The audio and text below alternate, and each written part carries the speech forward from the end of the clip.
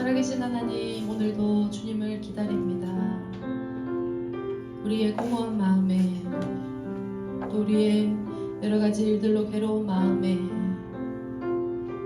하나님, 욕심으로 가득한 그 우리 마음에 하나님 기움을 허락하여 주시고 내려놓음을 허락하시고 오직 주님만, 예수 그리스도만 우리 마음에, 우리 삶에 채우도록 주님 은혜 베푸시옵소서. 오늘도 주님 은혜 사모하며 주님 전으로 나온 주의 백성들을 주의 날개 아래 품어주시고 주님의 그 따뜻한 안아주심이, 그 품어주심이 우리에게 은혜와 감사로 고백되어질 수 있도록 하나님 함께하옵소서.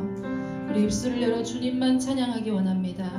우리의 주인 되신 하나님만을 마음껏 높여드리기 원합니다. 하나님 홀로 높임 받으시옵소서. 예수님 이름으로 기도합니다.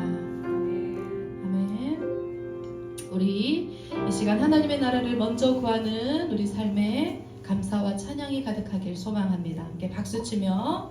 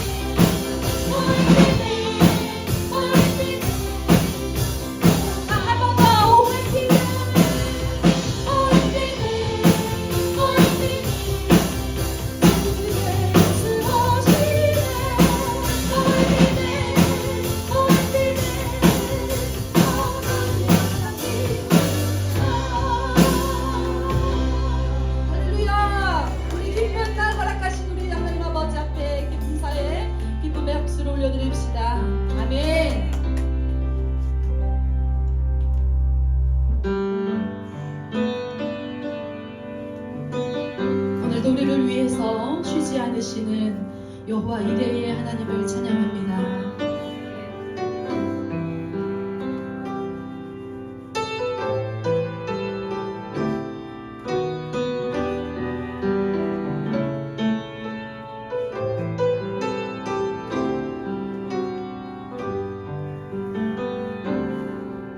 날이 저물어 갈 때 빈들에서 걸을 때 그때가 하나님의 때 내 힘으로 안 될 때 빈손으로 걸을 때 내가 고백해 여호와 이레. 한 번 더. 날이 저물어 갈 때 날이 저물어 갈 때 빈들에서 걸을 때 그때가 하나님의 때 내 힘으로 안 될 때 빈손으로 걸을 때 내가 고백해 여호와 이레. 주가 일하십니다. 주가 일하시네 주가 일하시네 주께 아끼지 않는 자에게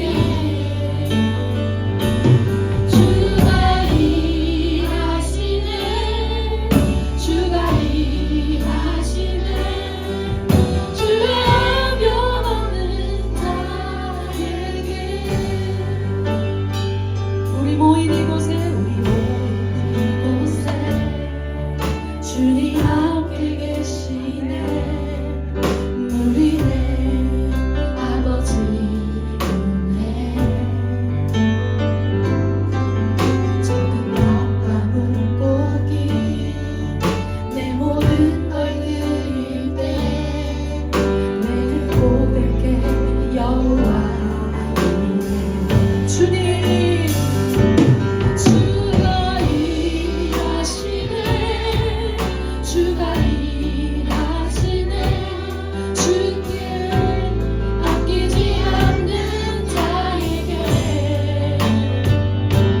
주가 일하시네 주가 일하시네 주의 하면 없는 자에게 주가 일하시네 주가 일하시네 주가 일하시네 주께 아끼지 않는 자에게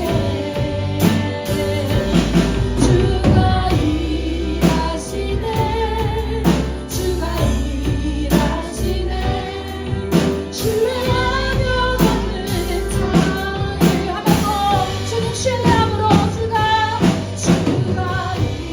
일하시네 주가 일하시네 주께 아끼지 않는 자에게 주가 일하시네 주가 일하시네 주의 하면 없는 자에게. 주 사랑이 주 사랑이 내 생명 보람이 하고 주 사랑이 파도보다 더 나아요. 세월이 가고 지치려도 주 사랑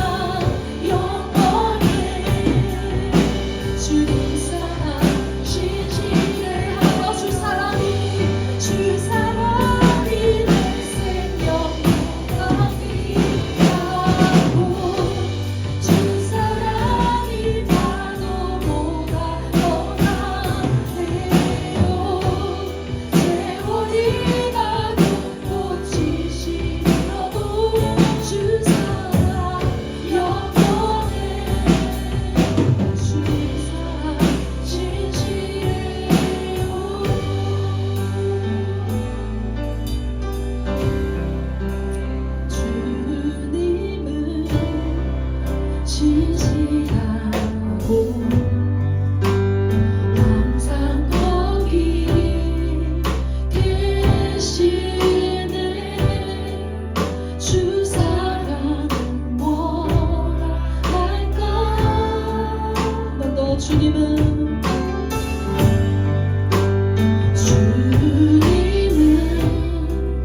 진실하고 항상 거기 계시네. 주 사랑은 뭐라 할까. 주 사랑이 내 생명보다 귀하고 주 사랑이 파도보다 더 강해요. 세월이 가고 꽃이 시들어도 주 사랑 영원해. 주님 사랑 진실해. 주 사랑이 내 생명보다 귀하고 주 사랑이 파도보다 더 강해요. 세월이 가고 꽃이 시들어도 주 사랑 영원해. 주님 사랑 진실해요. 주님 사랑 진실해요. 주님 사랑 진실해요. 아멘. 신실하신 주님을 찬양합니다.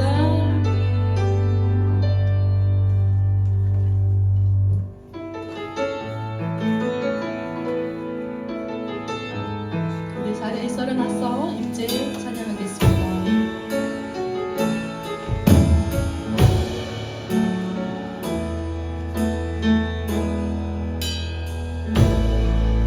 하늘의 문을 여소서 이곳을 주목하소서. 주를 향한 노래가 꺼지지 않으니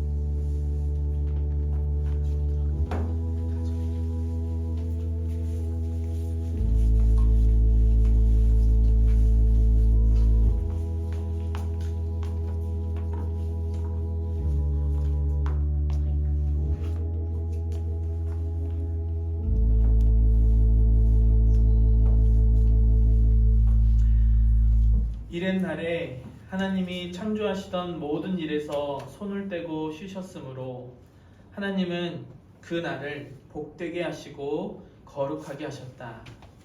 하나님은 영이시다. 그러므로 하나님께 예배를 드리는 사람은 영과 진리로 예배를 드려야 한다. 우리와 늘 함께 하시는 하나님, 긴 설 연휴 동안 저희를 지켜주시고 오늘도 주님의 전에서 예배하게 하시니 참 감사합니다. 지금 여기에서 주님의 얼굴을 뵙고 주님의 음성 듣기를 간절히 소망합니다. 마음과 육신이 가난한 저희를 긍휼히 여겨주셔서 세상 그 무엇으로도 대신할 수 없는 그리스도의 사랑과 성령으로 저희를 채워주소서. 예수님 이름으로 기원합니다. 아멘.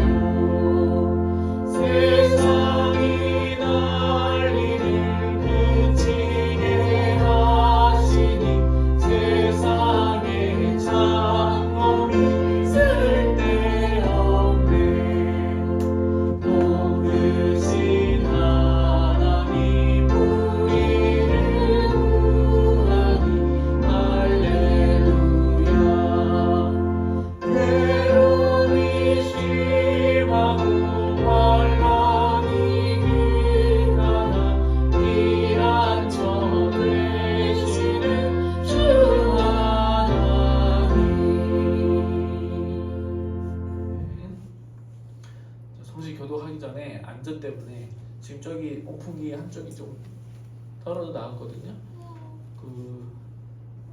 좀만 그 주변에 있으신 분 좀만 옆으로 가주시고요.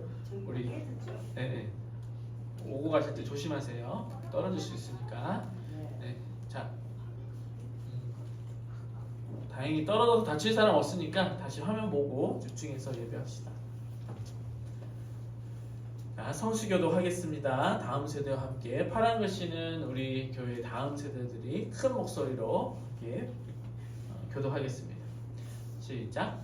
하나님이 이 모든 말씀으로 말씀하여 이르시되 나는 너의 하나님이라. 너는 나 외에 다른 신을 내게 두지 말라. 너를 위하여 새긴 우상을 만들지 말고 그것들을 섬기지 말라. 너는 내 하나님 여호와의 이름을 망령되게 부르지 말라. 안식일을 기억하여 거룩하게 지키라. 내 부모를 공경하라. 살인하지 말라. 간음하지 말라. 도둑질하지 말라. 내 이웃에 대하여 거짓 증거하지 말라. 내 이웃의 집을 탐내지 말라. 예수께서 이르시되 내 마음을 다하고 목숨을 다하고 뜻을 다하여 주 너의 하나님을 사랑하라 하셨으니 이것이 그거 첫째는 계명이요 둘째도 그와 같으니 내 이웃을 내 자신같이 사랑하라 하셨으니 이 두 계명이 온 율법과 선지자의 강령이니라. 아멘. 시간 자리에 앉아서요 참회 기도를 함께 하겠습니다. 침묵 가운데 참회 기도 할 텐데요. 우리 가슴에 손을 얹고 오늘 성찬이 있는 주일입니다. 주님 앞에 주님만 아는 나의 연약함과 부족함을 고백하는 시간 갖도록 하겠습니다. 기도하겠습니다.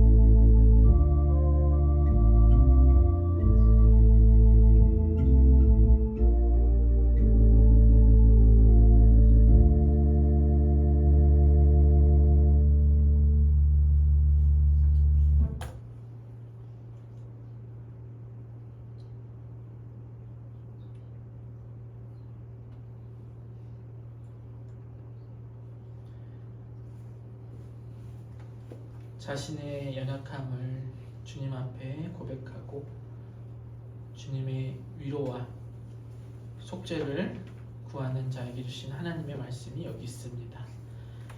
하나님께서 그들이 뉘우치는 것, 곧 그들이 저마다 자기가 가던 나쁜 길에서 돌이키는 것을 보시고 뜻을 돌이켜 그들에게 내리시겠다고 말씀하신 재앙을 내리지 않으셨다.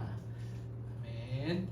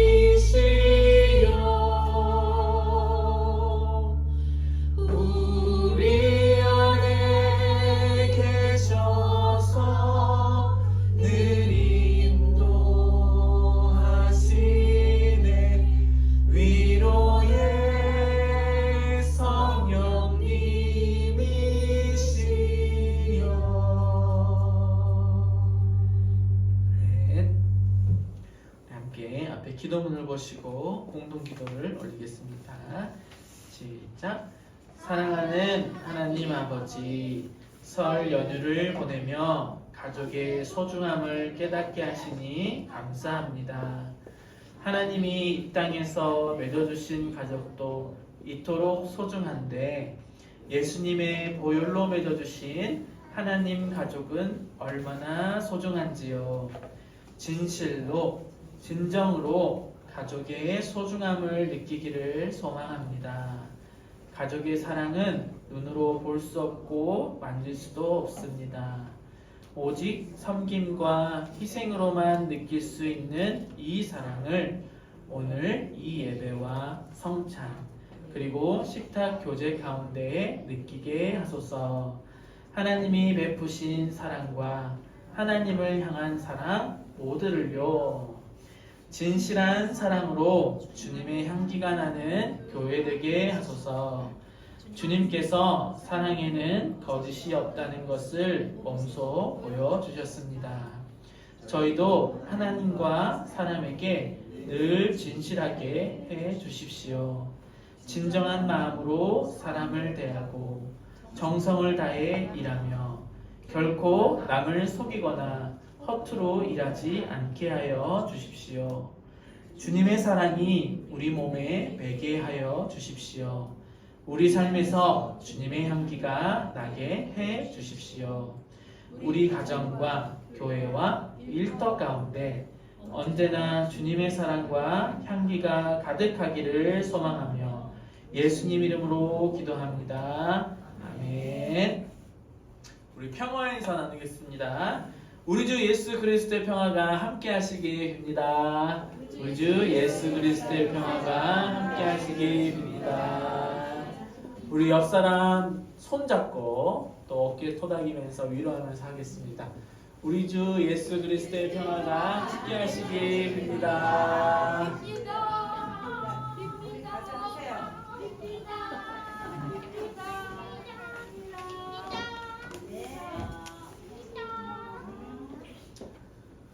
네, 함께 기도하겠습니다.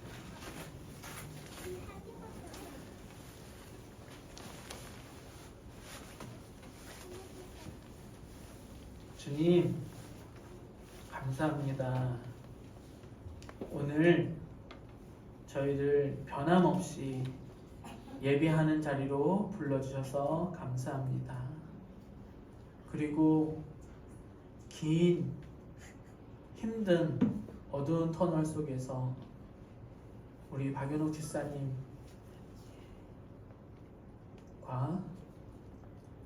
우리 영준이, 혜준이, 윤진이 우리 가족을 하나님 품으로 인도하여 주시니 감사합니다.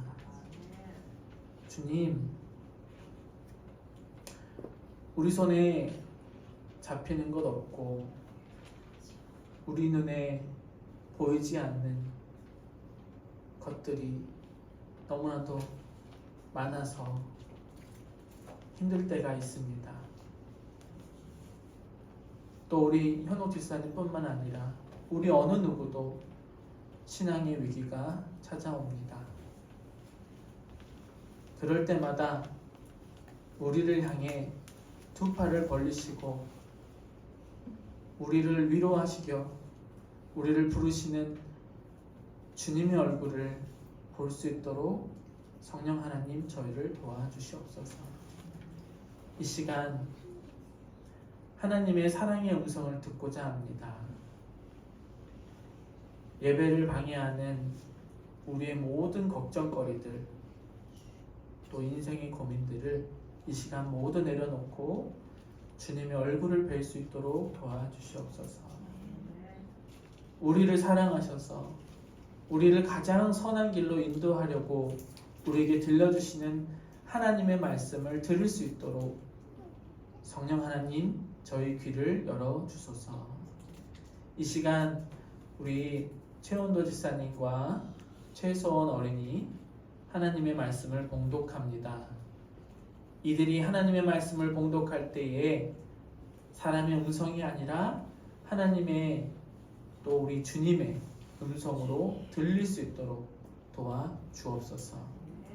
성령 하나님 우리 허성민 목사님 위에 덧입혀 주셔서 이 시간 선포되는 주님의 말씀이 우리 교우들 심령 가운데 깊이 새겨져서 생명을 많이 맺고 또 삶의 기쁨이 넘치고 기쁨 속에 하나님의 평화가 넘쳐 흐르는 삶 그리고 가정이 될 수 있도록 도와주시옵소서. 예수님 이름으로 간구합니다. 아멘.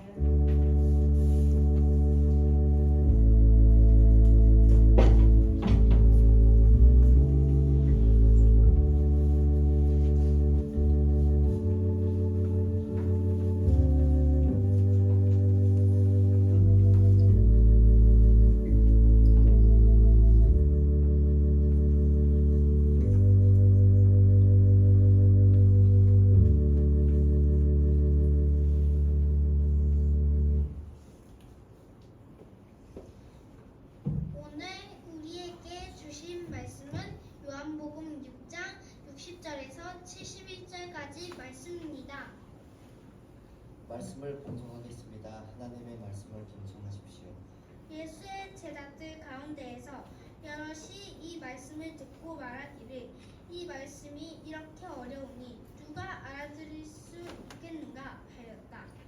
예수께서 제자들이 자기의 말을 두고 수군거리는 것을 아시고 그들에게 말씀하셨다. 이 말이 너희의 마음에 걸리느냐? 인자가 전에 있던 곳으로 올라가는 것을 보면 어떻게 하겠느냐? 새 생명을 주는 것은 영이다. 육은 아무데도 소용이 없다. 내가 너희에게 한 말은 영이요 생명이다. 그러나 너희 가운데는 믿지 않는 사람들이 있다. 처음부터 예수께서는 믿지 않는 사람이 누구이며 자기를 넘겨줄 사람이 누구인지를 알고 계셨다. 딴 것이다. 예수께서 또 말씀하셨다. 그러므로 내가 너희에게 이르기를 아버지께서 허락하여 주신 사람이 아니고는 아무도 나에게 올 수 없다고 말한 것이다. 이 때문에 제자 가운데에서 많은 사람이 떠나갔고 더 이상 그와 함께 다니지 않았다. 예수께서 12 제자에게 물으셨다. 너희까지도 떠나가려 하느냐? 시몬 베드로가 대답하였다. 주님, 우리가 누구에게로 가겠습니까? 선생님은 영생의 말씀이 있습니다. 우리는 선생님이 하나님의 거룩한 분이심을 믿고 또 알았습니다. 예수께서 그들에게 대답하셨다. 내가 너희 12를 택하지 않았느냐? 그러나 그 가운데에서 하나는 악마다. 이것은 시몬 가룟의 아들 유다를 가리켜서 하신 말씀인데 그는 12 제자 가운데 한 사람으로 예수를 넘겨줄 사람이었다.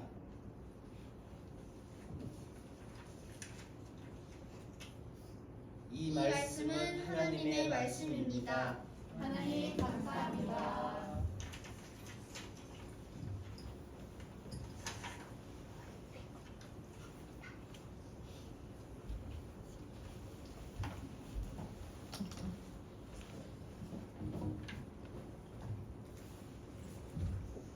할렐루야. 네. 구정 즐겁게 보내셨어요? 네.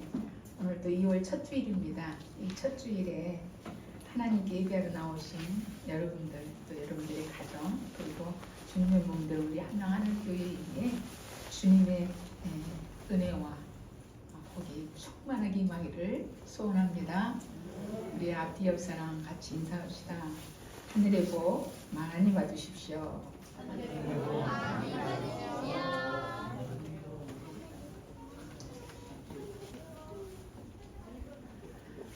손양원 목사님 아시죠?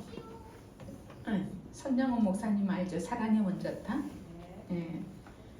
손양원 목사님이 이 용서의 사랑을 실천하고자 했을 때 그런 아버지가 도무지 이해가 되지 않았던 딸 손동희 권사가 어렸을 때 그 어린 나이에 아버지 손영원 목사님에게 이렇게 따지듯이 물었다고 합니다.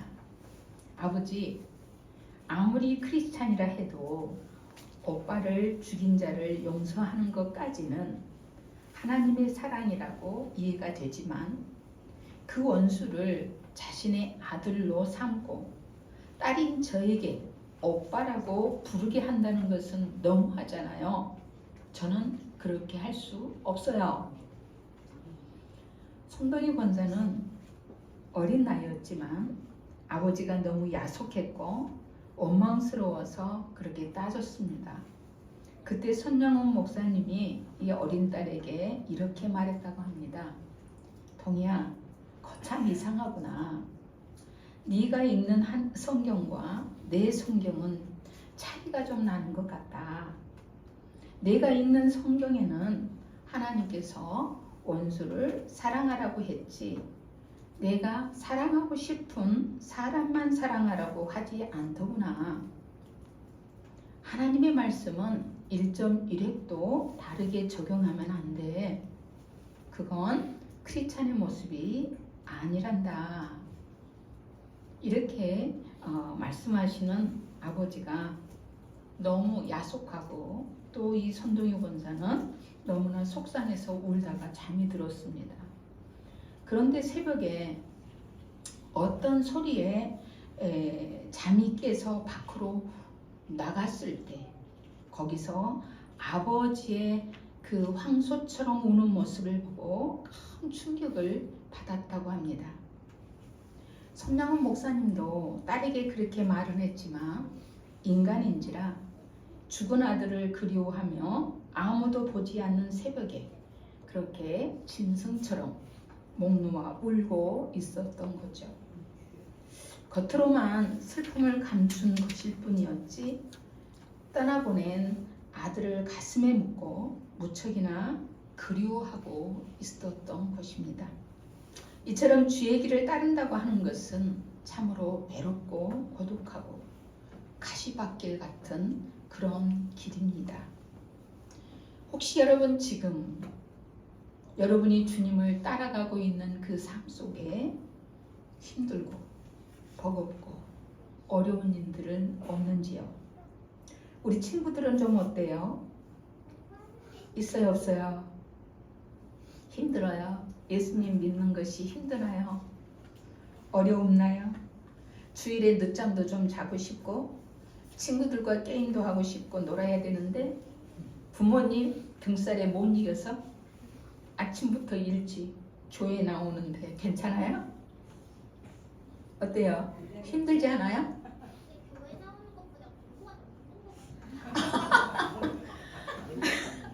교회 나오는 것보다 공부가 교회 나오는 것보다 공부가 더 힘든 것 같아요. 그러면 역으로 얘기하면 교회 나오는 건 즐거운 일이네요. 감사해요. 우리 하늘이 나란 일한테 물어보고 싶어요. 매주마다 전주에서 여기까지 함양까지 오는 거 힘들죠?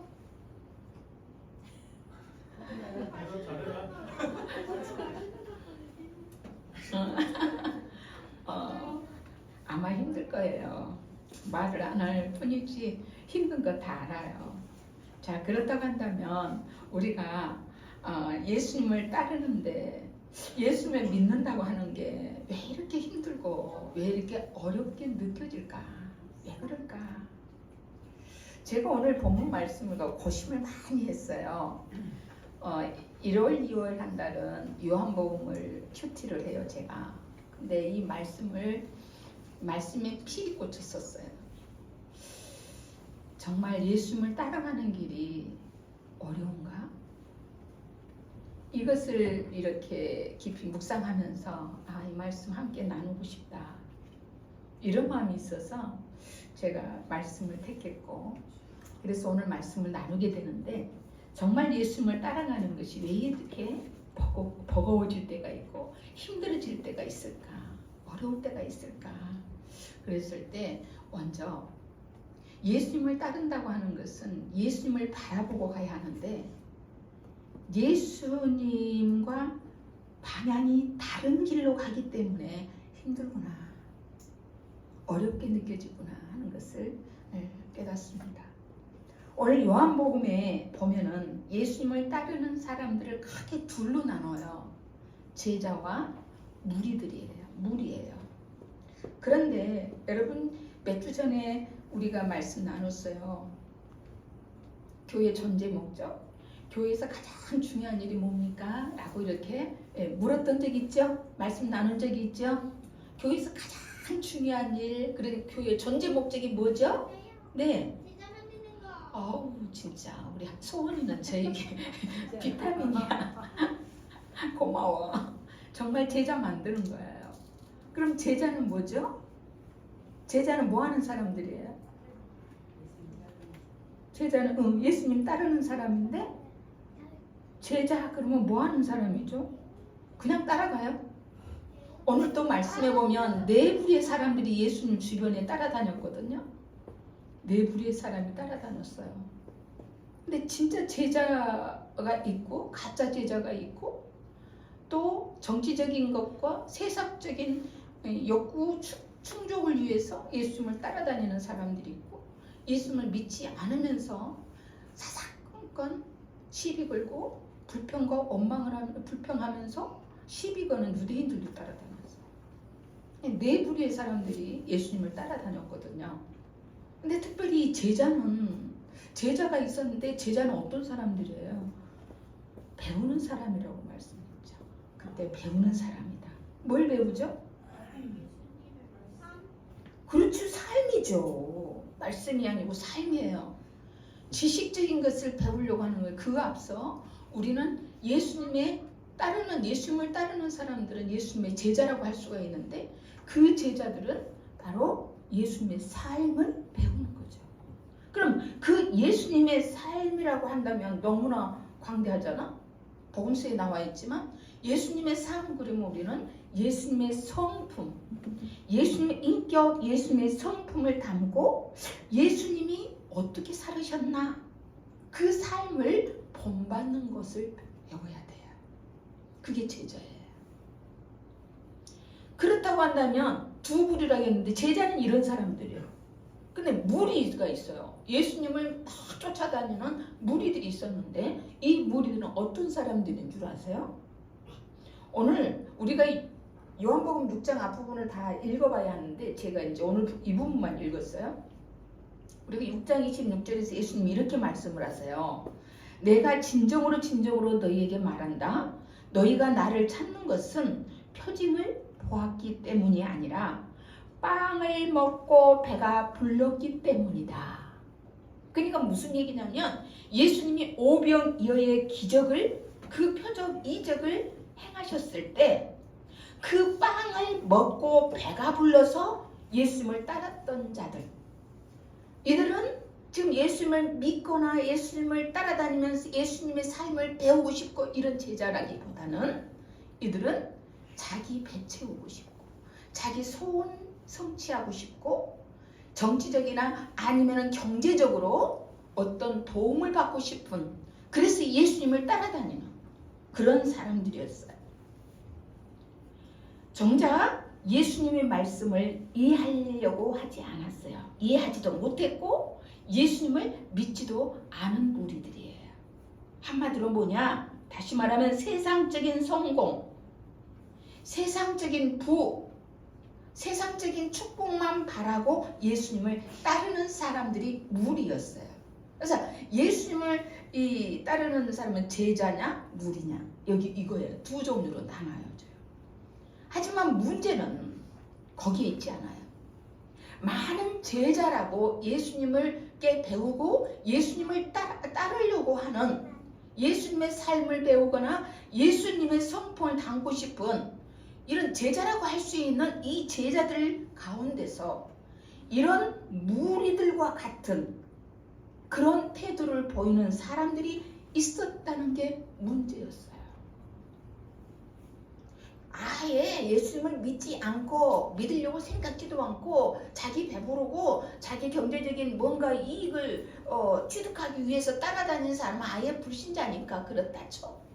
그런데 예수님을 따른다고는 이 제자들 가운데 똑같이 정치적인 또는 세속적인 성공, 축복 이걸 쫓는 그 무리들과 같은 생각을 하고 따라다니는 제자들도 있었다는 거죠. 오늘 보면 60절 61절을 보면 예수의 제자들 가운데서 여럿이 이렇게 하잖아요. 제자들 가운데 여럿이 이 말씀을 듣고 말하는, 이 말씀이 이렇게 어려우니 누가 알아들을 수 있겠는가 하였다. 예수께서 제자들이 자기의 말을 두고 수군거리는 것을 아시고 그들에게 말씀하였다. 이 말이 너희의 마음에 걸리느냐? 무슨 말이요? 예수님을 따른다는 많은 제자가 예수님이 자신이 하늘에서 내려온 산떡, 생명의 떡이다 라고 이렇게 말씀을 하니까 그 말씀이 걸렸어요. 그래서 결국에는 영적인 믿음의 눈을 뜨고 그 말씀을 받는 것이 아니라 결국 걸림돼서 넘어져가지고 이해하지 못하고 믿지 못하고 예수님을 떠나서 다시 세상으로 돌아가고 말았어요. 사실 이런 사람들은 무리들 같은 제자, 무리와 같은 태도를 지닌 제자들은 사실 겉으로만 예수님을 따랐을 뿐이지 실상은 예수님을 믿지 않는 사람들이었어요. 예수님의 말씀이에요. 64절. 그러나 너희 가운데는 믿지 않는 사람들이 있다. 여기에 너희라고 지적을 하고 있는데 이 너희는 어떤 무리나 회중, 청중 이 얘기를 안 해요. 이 너희는 제자들을 가리키고 있어요. 그러니까 제자들 가운데는 예수님을 믿지 않는 이들이 있다라고 예수님이 콕 집어서 말씀을 하시는 거예요. 예수님은 허다한 군중들을 가르치셨지만 누가 믿고 안 믿는지를 처음부터 다 아셨어요. 심지어 누가 당신을 팔아 넘길지도 처음부터 아셨어요. 그래서 65절은 이 앞에 있는 말씀을 다 연결하면서 그러므로 이렇게 시작을 해요. 그러므로 내가 너에게 이르기를 아버지께서 허락하여 주신 사람이 아니고는 아무도 내게로 올 수 없다고 말한 것이다. 즉 그들 가운데 믿지 않는 자들이 있기 때문에 있으므로 제자처럼 따라주지만 예수 믿지 않는 사람들이 있으므로 아버지께서 허락해 하여 주신 사람이 아니고는 아무도 나에게로 올 수 없다. 그러니 제자인 척 따라다니는 사람들이 걸리지 않겠어요. 자기 속을 들켰는데. 그쵸? 그 후에 걸린 이 많은 제자가 예수님을 떠났어요. 66절. 이 때문에 제자 가운데서 많은 사람이 떠나갔고 더 이상 그와 함께 다니지 않았다. 마음에 걸림이 된 거야. 하늘에서 생명의 떡이라고? 그러면서도 그것을 믿지 않으니까 예수님이 콕 집어 알았잖아요.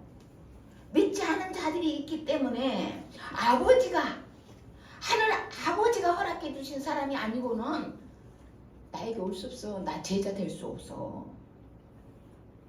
그러니까 어때요? 그게 걸림이 돼서 이들은 돌아갔어요. 여러분, 예수님을 따른다는 수많은 그 제자들, 자칭 제자들이죠. 왜 예수님을 떠나서 돌아갔죠? 왜? 자기들이 바라는 자기들의 목적, 예수님에게서는 자기들이 원하는 세상적인 것, 정치적인 것, 경제적인 것, 그런 것들 속에 어떤 이득을 얻을 수 없겠구나 생각이 들자 예수님을 떠났어요. 예수님은 그렇다고 해서 그렇게 떠나가는 제자들을 붙잡지 않으셨어요. 왜 그랬을까요?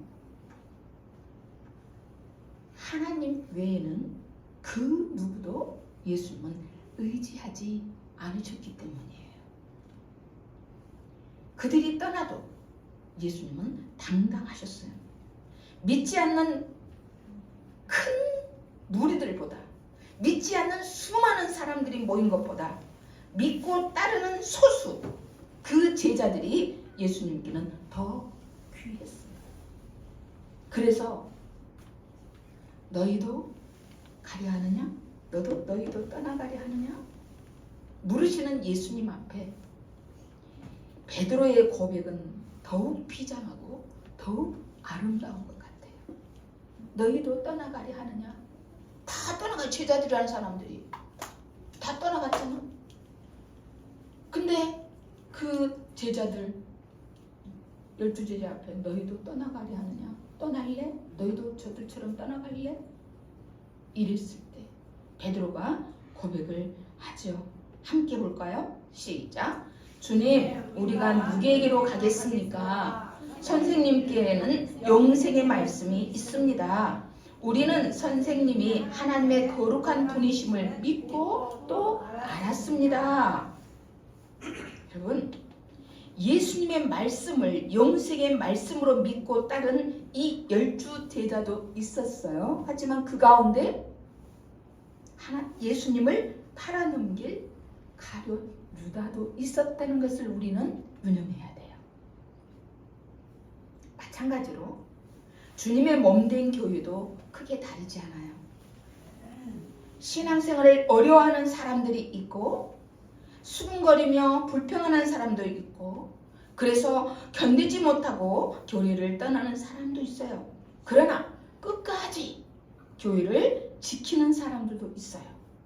그런데 그 가운데는 가룟 유다처럼 어둠의 자식이 있을 수도 있다는 거죠. 자, 그렇다면 하나 물어봅시다. 여러분, 예수님을 믿기만 하면 구원 얻는다는 이 복음이 쉬워요? 어려워요? 어려워요? 네. 다른 분 어때요? 쉬워요? 너무 쉬운 것 같아요. 예수님만 믿으면 믿기만 하면 구원받는다는데 너무 쉬운 것 같아요. 하지만요, 시간이 점차적으로 흘러가면서 신앙의 길, 믿음의 길을 걷다 보면 내가 믿습니다 하는 이 고백에 엄청난 무게가 실려 있다는 것을 깨달아 알게 돼요. 이 믿음의 고백 뒤에 엄청난 무게가 있다는 것. 그래서 많은 성도들이 신앙을, 믿음 생활을 하면서 정말 예수님 믿는 것이 어렵구나 하고 느껴요. 우리 윤식 성도님은 세례 받은 지 이제 1년 다 돼가는데 벌써 이걸 깨달으셨네. 와, 그러셨네요. 근데 이렇게 끝까지 잘 인내하고 계시니 주님이 얼마나 사랑하시겠어요. 자, 그렇다면 왜 예수님 믿는 게, 왜 예수님을 따른다고 하는 게 이렇게 어렵게만 느껴질까? 왜 어렵게 느껴져? 왜? 처음에 말씀드렸듯이 예수님과 가는 방향이 다르기 때문에 어려워요. 이해가 돼요? 예수님이 가는 방향과 내가 가는 방향이 다르기 때문에 내가 힘들다는 거예요. 종교다원주의자들이 주장하는 것들이 있죠. 우리는 오직 예수님 믿어야만 구원을 받을 수 있다 하는 이 진리를 이들은 부정해요. 그들은 산 정상을 오르는 것이 여러 방향에서 올라갈 수 있듯이 구원을 얻을 수 있는 길도 여러 가지 다양하다고 주장을 하는 사람들이에요. 어느 길로 올라가도 정상에 올라갈 수 있다는 거죠. 하지만 산에 오르는 것은, 산 정상에 오르는 것은 천인공노할 죄인도 할 수 있는 일이에요. 하지만 구원이라고 하는 것은 인간의 능력으로 얻을 수 없어요. 그렇기 때문에 그 같은 종교다원주의자들의 주장이 맞지 않아요. 하나님 말씀하세요. 사도행전 4장 12절 같이 읽읍시다. 시작. 이 예수 밖에는 다른 아무에게도 구원은 없습니다. 사람들에게 주신 이름 가운데 우리가 의지하여 구원을 얻어야 할 이름은 하늘 아래에 이 이름밖에 다른 이름이 없습니다. 누구세요? 무슨 이름이에요? 예수. 그렇습니다. 예수님은 당신이 생명의 떡, 생명의 빵이라고 하시고 십자가에서 찢게 되어질 당신의 살과 피를, 흘리실 피를 먹고 마시는 자에게 영생이 주어질 것이라고 말씀을 하셨어요. 6장 51절. 나는 하늘에서 내려온 살아있는 빵이다. 이 빵을 먹는 사람은 누구나 영원히 살 것이다. 내가 줄 빵은 나의 살이다. 그것은 세상에 생명을 준다. 54절. 내 살을 먹고 내 피를 마시는 사람은 영원한 생명을 가지고 있고 마지막 날에 내가 그를 살릴 것이다. 할렐루야. 이것은 오직 예수 그리스도를 통해서만 구원과 영생을 얻을 수 있다고 주님 말씀하신 거예요. 그런데 이 말씀을 듣던 제자들조차도 어때요? 반응이 야 너무 어렵다. 너무 어렵다. 거기를 살려 던져. 그리고 그 가운데 많은 사람이 너무 어렵다 믿지를 못하겠는 거죠. 예수님을 떠나고 더 이상 예수님과 함께하지 않았어요. 이유가 뭐예요? 이유가 예수님은 뭐예요? 하나님의 뜻을 이루시기 위해서, 하나님의 의를 이루기 위해서 묵묵히 지금 십자가의 길을 향해 가고 계시는데, 떠난 그들은 지금 자신의 욕망, 자신의 욕구, 자신의 뭔가 취득하고 싶은 목적, 이런 것들을 채우고자 하는 길로 가기 때문에, 방향이 다르기 때문에 결국은 떠나요. 떠나거나 아니면 힘들어 죽겠다, 어렵다, 뭐 이리 어렵냐 이러고 있어요.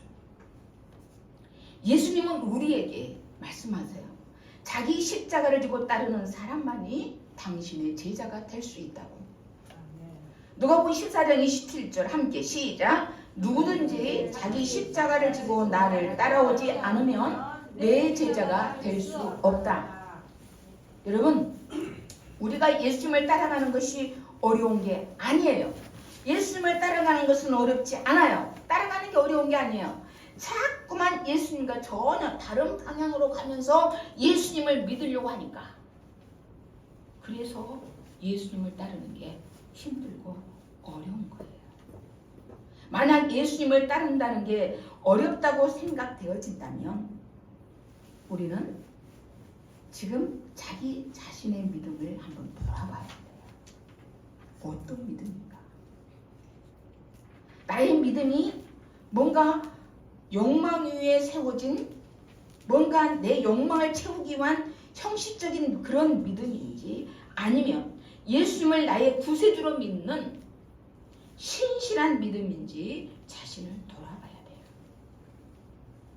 우리 모두가 자기 십자가를 등에 지고 예수님과 동행할 수 있기를 축복합니다.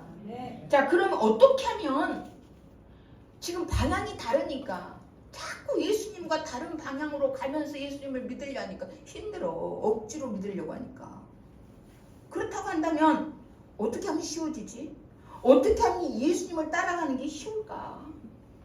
쉽게 예수님을 따라갈 수 있을까? 어떻게 하면? 떠납시다. 예수님이 내게 기쁨이 되면 쉽습니다. 오늘 찬양에서 제가 은혜 받았어요.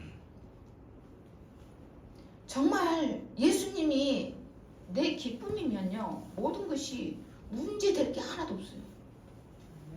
우리는 자기 삶을 위해 자기가 원하는 대로 예수님을 좌지우지하려고 하는, 예수님을 조정하려고 하는 사람이 아니에요.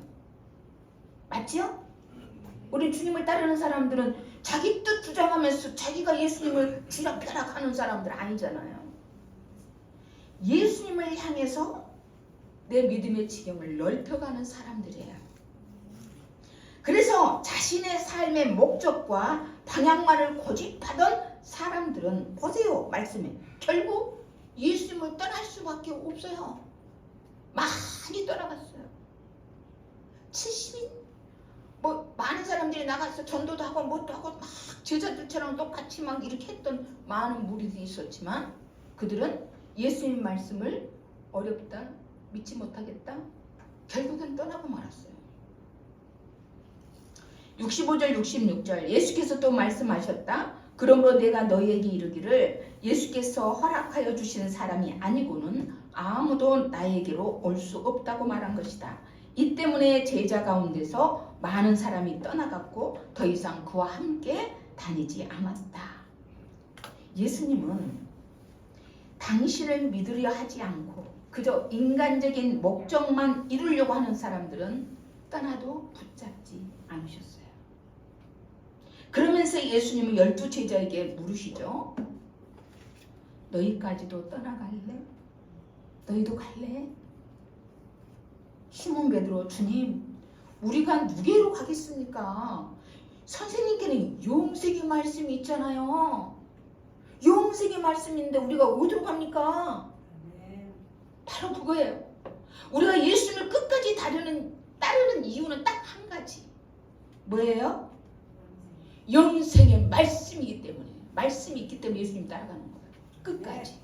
영생이 예수님께 영생이 있기 때문에 우리는 끝까지 예수님을 따르는 거예요. 영생의 말씀은 오직 예수 그리스도만이 줄 수 있거든요.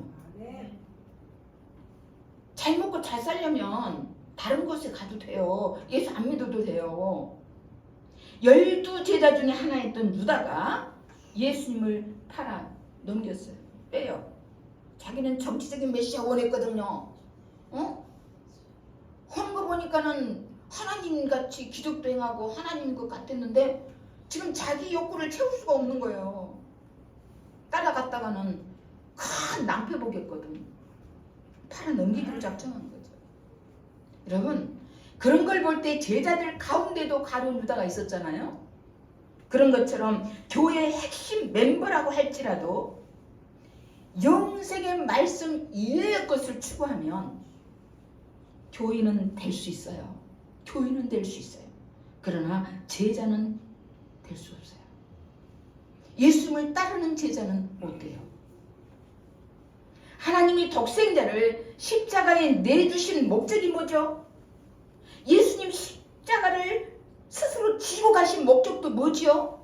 오로지 다 우리에게 영생을 주시기 위함인 줄 믿습니다. 우리는 나 자신에게 이득이 될 무언가를 계산하면서 주님을 따르는 사람이 결코 아닌 줄 믿습니다. 베드로의 고백처럼 주님의 말씀 안에 담긴 영생의 의미를 깨달으면서 그 영생의 기쁨을 가지고 항상 감사하면서 그 영생을 주신 주님께 감사하면서 그 기쁨으로 따라가는 거예요. 그런 자가 제자예요.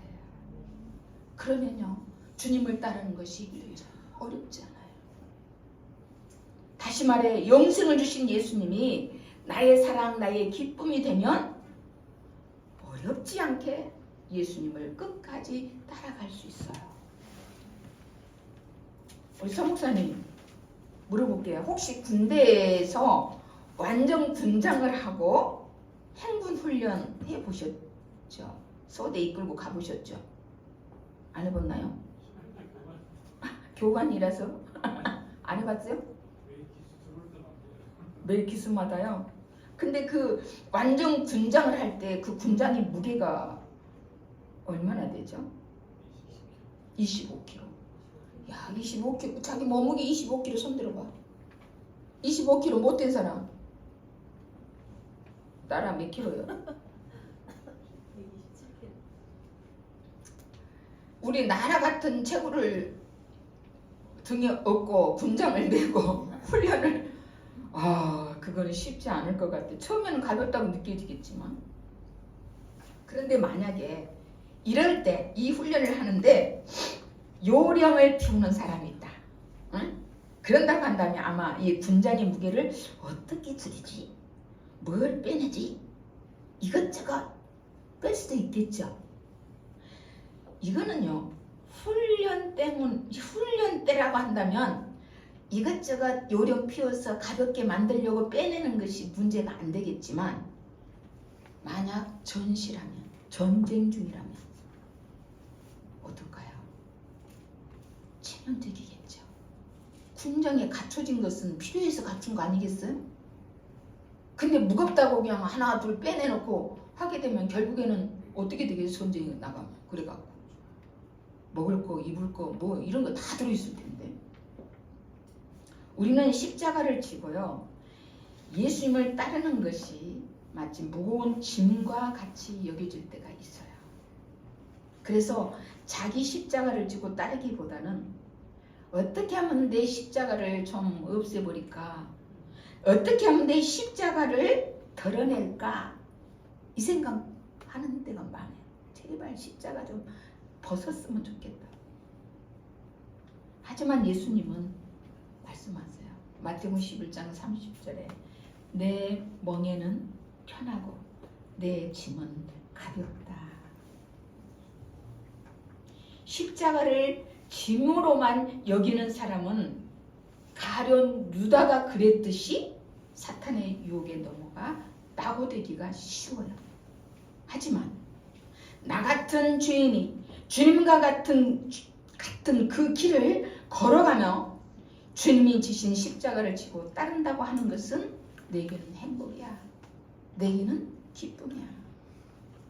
그래서 고난도 달게 지고 영생의 길을 묵묵히 가는 그런 사람은요, 주님을 따르는 길이 어렵지 않아요. 우리는 예수님과 함께 같은 방향으로 나가는 사람들이어야 합니다. 예수님과 다른 방향으로 나아갈 때 내게 주어진 어떠한 십자가는 고난을 의미하잖아요. 내게 불어닥친 어떤 어려움, 이게 짐으로만 느끼면서 살기 어렵다고, 불평하고, 짜증나고, 원망하고, 내 던져버리려고 하는 무거운 짐으로만 여겨요. 그러나 그런 말이 있잖아요. 고난은 포장된, 축복을 포장된 포장지야. 그 속에 하나님의 선물이 들어있어. 그런 말이 있어요. 그래서 다윗은, 우리 오집사님 그 감동, 고난은 내게 유익이라. 그 고난 십자가를 통해서 내게 풍성한 유익이 있다는 것을 깨달은 자는요, 제자의 길에 이미 들어선 자예요. 그래서 우리는 어떻게 해서든지 주님 안에서 영생의 말씀을 깨닫고 그 말씀을 마음의 중심에 담고 살아간다면 우리는 어떠한 십자가도 달게 지고 주님을 따르는 길이 그닥 어렵지 않은 것입니다. 왜요?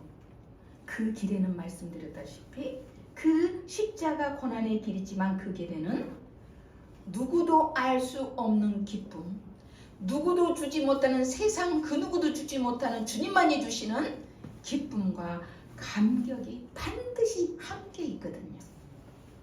여러분, 예수님을 따른다는 게 어렵나요? 힘겨워하는 이들을 위해서 주님이 이렇게 말씀하세요. 같이 읽읍시다. 수고하고 무거운 짐을 진 사람은 모두 내게로 오너라. 내가 너희를 쉬게 하겠다. 나는 마음이 온유하고 겸손하니 내 멍에를 메고 나한테 배워라. 그리하면 마음의 쉼을 얻을 것이다. 내 멍에는 편하고 내 짐은 가볍다. 아멘. 하나님 고맙습니다. 우리는 세상이 너무 힘들고 믿음을 지켜나가는데 너무 버거울 때가 있습니다. 하지만 주님을 따르는 자로서 왜 이렇게 힘들고 어려울까? 주님을 바라보며 나아갈 때만이 어렵지 않고 주님이 주신 영생의 기쁨이 나에게 경험되어질 때 그 기쁨 때문에 어떠한 십자가도 짊어지고 주님을 따를 수 있음을 배웠습니다. 우리 사랑하는 성도들, 영혼 구원하여 제자 만드는 교회를 향해 나아가는데 모두가 예수님을 따르는 참된 제자들이 되어지도록 성령님 강권하여 주시고 붙잡으시고 인도하여 주옵소서. 무엇보다도 나의 모든 짐을 주님께 맡기며 함께 주님과 걸어갈 때 우리는 오히려 편하고 그 짐이 가벼워진다는 그 비결을 우리의 믿음으로 고백되어질 수 있는 우리 신앙의 삶이 되도록 역사하여 주시옵소서. 예수님의 이름으로 기도합니다. 아멘. 이 말씀 따라 사는 동안 지치지 않게 하시고 이 말씀 따라 사는 동안 주님 나라 이루소서. 21세기 대한예수교 장로 신앙 고백으로 우리의 신앙을 고백하겠습니다. 한 글자 한 글자 의미를 생각하면서 함께 신앙 고백하겠습니다. 시작. 우리는 성부, 성자, 성령 삼위로 거하시며 사랑과 생명의 근원이시요 찬양과 예배를 영원히 받으실 한 분 하나님을 믿습니다. 성부 하나님은 창조자이시고 섭리자이시며 구원자이시고 온 인류와 만물을 영원한 사랑과 생명의 교제로 부르시는 분이심을 믿습니다. 우리는 하나님의 선한 창조 세계가 사단의 유혹을 받아 죄에 빠져 타락한 인간 때문에 파괴되고 인간과 하나님과의 교제가 깨어졌음을 믿습니다. 그 결과로 인류와 다른 모든 피조물들은 영원한 하나님의 진노와 심판 아래 있음을 믿습니다. 우리는 하나님의 지혜와 말씀으로 영원히 거하시며 성령님의 역사로 공정녀 마리아를 통하여 성육신하신 성자 예수 그리스도를 믿습니다. 예수님은 참 하나님과 참 인간으로서 십자가에 달려 죽으시고 부활하심으로 인간과 모든 피조물을 구속하시고 하나님과의 영원한 교제를 회복하신 화해자요 중보자이심을 믿습니다. 우리는 생명의 부여자이시며 성부와 함께 천지를 창조하시고 영원히 예배와 영광을 받으실 성령님을 믿습니다. 성령님은 복음에 대하여 믿음과 소망과 사랑으로 응답하게 하시며 하나님과의 새로운 교제를 이루게 하시고 만물을 새롭게 하시는 분이심을 믿습니다. 우리는 교회가 하나님의 백성이요 이 세상에 현존하는 그리스도의 몸이요 성령님의 전임을 믿으며 성도의 교제 가운데 하나님의 임재하심을 믿습니다. 모든 그리스도인은 하나님의 나라를 이 땅 위에 실현하며 하나님의 영광을 위하여 예수 그리스도의 성육신의 삶을 실현하고 복음 전도와 정의, 평화, 창조 보존의 사명을 받았음을 믿습니다. 우리는 예수 그리스도의 재림으로 새 하늘과 새 땅이 이루어질 것을 믿습니다. 그 세계는 부활한 하나님의 백성과 새롭게 된 만물이 하나님을 예배하며 사랑과 생명의 교제를 나누는 영원한 나라가 될 것을 믿습니다. 아멘.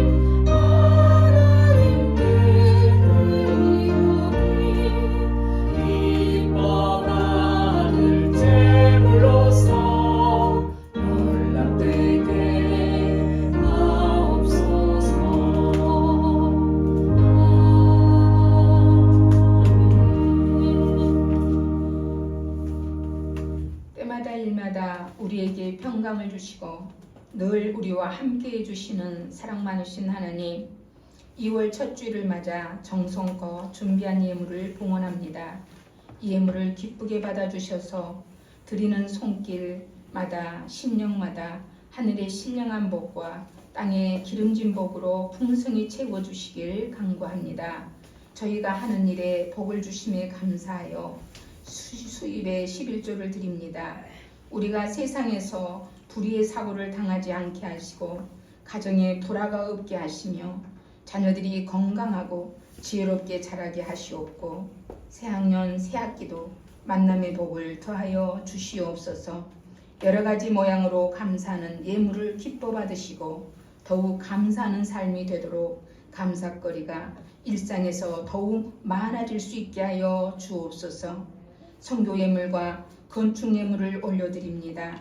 선교지마다 영혼 구원하여 제자 만드는 사명을 잘 감당하여 하나님의 나라가 더욱 크게 확장되게 하시옵고 또한 이 예물들이 하나님의 나라와 교회를 위해 사용되어질 때 하나님의 놀라운 복이 함께하여 주실 것을 믿습니다.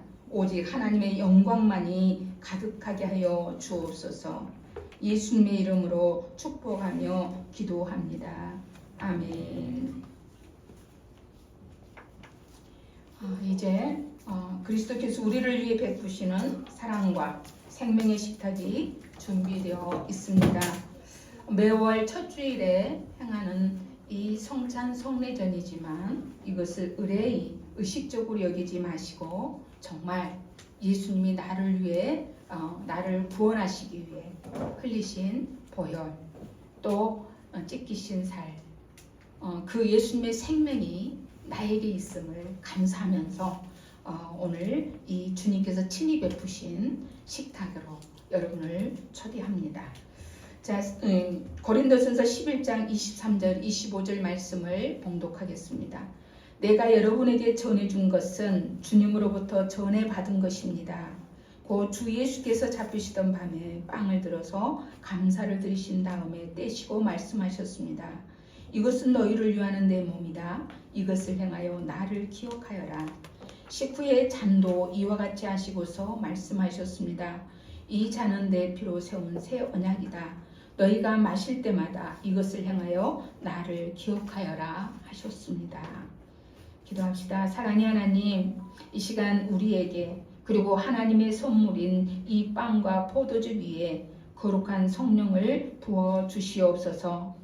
성령으로 이 떡과 잔에 참여하는 것이 그리스도의 몸과 피에 참여하는 것이 되게 하옵시고 성령으로 우리를 부활하신 그리스도와 하나 되게 하시며 이 식탁에 참여하는 자들과 또한 주님의 나라와 의를 위해 일하는 이 땅의 모든 사람들과 연결이 되게 하여 주옵소서. 하늘과 땅의 모든 교회와 한마음이 되어 기도하오니 하나님의 뜻이 우리와 이 땅 위에서 온전히 이루어지게 하옵소서.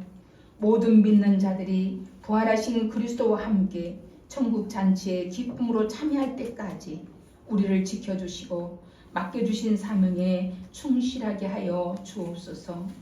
그리스도를 통하여 그리스도와 함께 그리스도 안에서 그리고 거룩한 성령 안에서 모든 영광과 존귀가 전능하신 하나님께 지금부터 영원까지 있사옵기를 예수님의 이름을 의지하여 비오며 이제 주께서 가르쳐 주신 주기도송을 주님께 올려드립니다.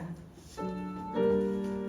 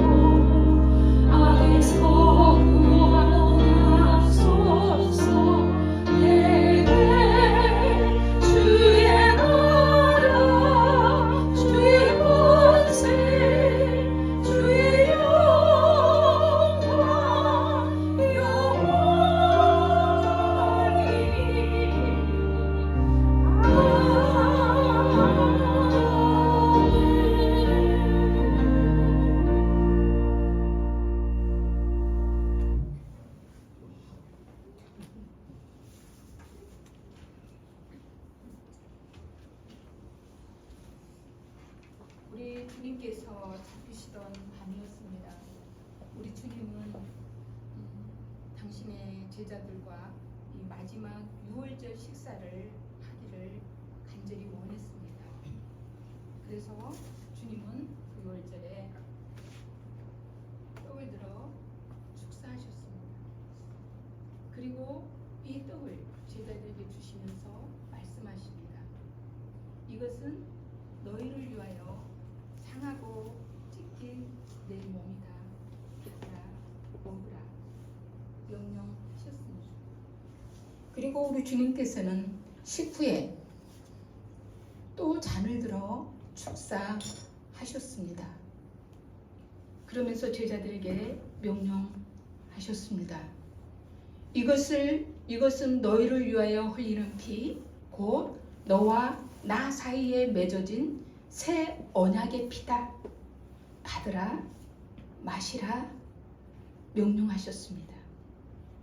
이 시간 우리는 우리 주님의 몸과 주님의 이 보혈을 함께 받도록 하겠습니다. 진심 어린 감사의 마음으로 받고 기쁨으로 받으실 수 있기를 축복합니다.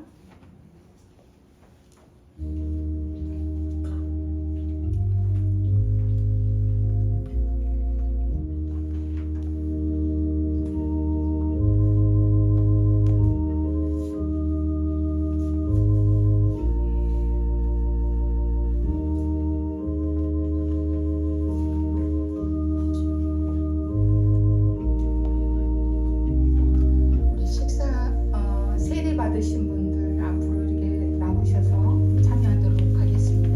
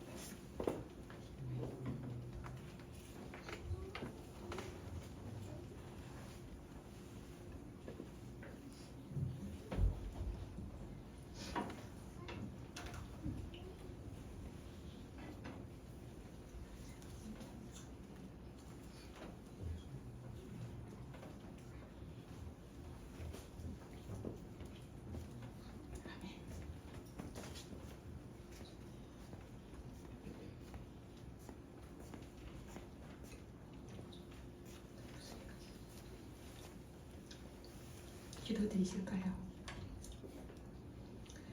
나는 생명의 빵, 생명의 음료라고 말씀하신 주님, 오늘 저희에게 생명의 떡과 구원의 잔으로 먹이시고 예수 그리스도와 한 몸이 되게 하시며 이 식탁에 참여한 우리 모두를 주님 안에서 하나 되게 해주신 것을 감사드립니다.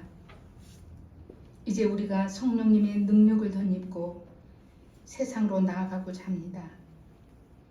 우리를 통해 세상을 향한 주님의 십자가 사랑이, 그 부활의 생명이 우리를 통하여 전해질 수 있는 작은 예수들로 살아가도록 저희들에게 성령의 충만함으로 함께하여 주시옵소서. 예수님의 이름으로 기도합니다. 아멘.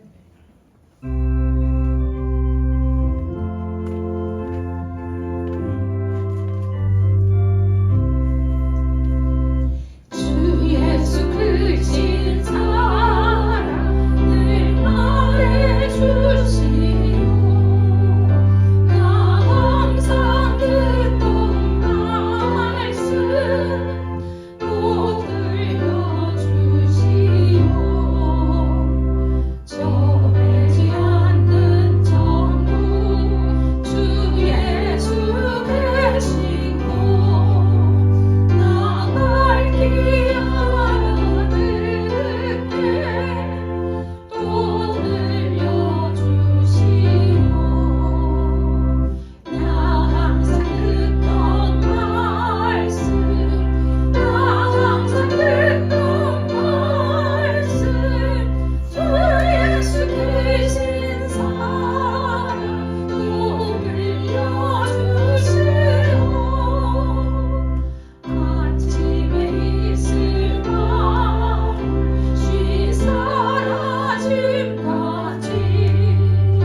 내 기억 부족하여 늘 이기시오니 잘 알아듣기 쉽게 늘 말해주시오. 날 구속하신 사랑 또 들려주시오. 나 항상 듣던 말씀 나 항상 듣던 말씀 주 예수 크신 사랑 또 들려주시오. 주 예수 나를 위해 이 세상 오셔서 날 구속하시기를 말하여 주시오. 나 같은 사람 위해 주 보혈을 흘렸네. 이 복스러운 말씀 또 들려주시오. 나 항상 듣던 말씀 나 항상 듣던 말씀 주 예수 크신 사랑 또 들려주시오. 이 세상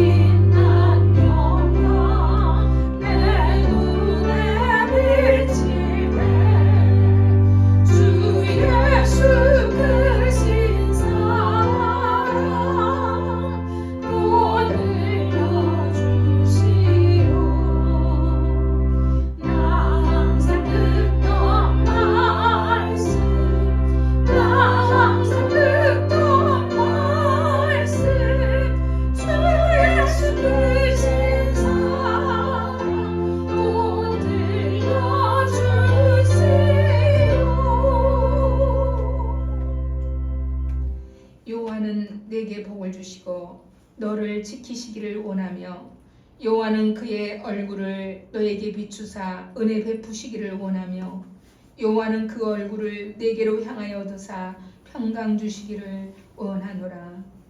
아멘.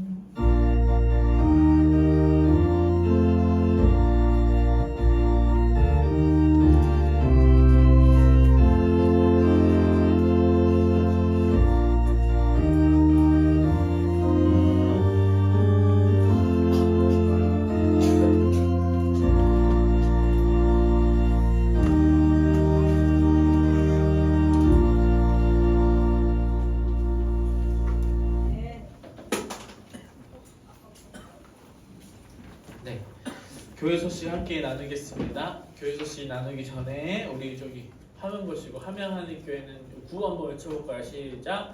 함양하늘 교회는 성경적인 교회를 성경대로 해보자는 핵심 가치를 가지고 주 안에서 한 가족으로 한 몸으로 살아가는 가족 공동체입니다. 네, 오늘 또 함께 예배할 수 있어서 하나님께 감사드리고요. 오늘 주연절 4번째 주일 성찬 성례전으로 드렸습니다. 오늘 오후 1시 30분 생명의 삶 공부는 목사님이 밤을 새셨나봐요. 그래서 오늘 좀 어려울 것 같습니다. 자, 이제 2월이 됐는데요. 우리 어린 친구들 새학년 새학기를 맞는 자녀들에게 좋은 친구들 또 좋은 선생님 만날 수 있도록 같이 기도 부탁드리겠습니다. 다음 주 예배위원 성경봉독의 김아령 도노사님, 서하늘 어린이 하겠습니다. 예배위원 경건회는 오전 10시입니다. 10시에 경건회에 참석해 주시면 감사하겠습니다. 네, 교회 소식은 여기까지고요. 예배를 마치겠습니다.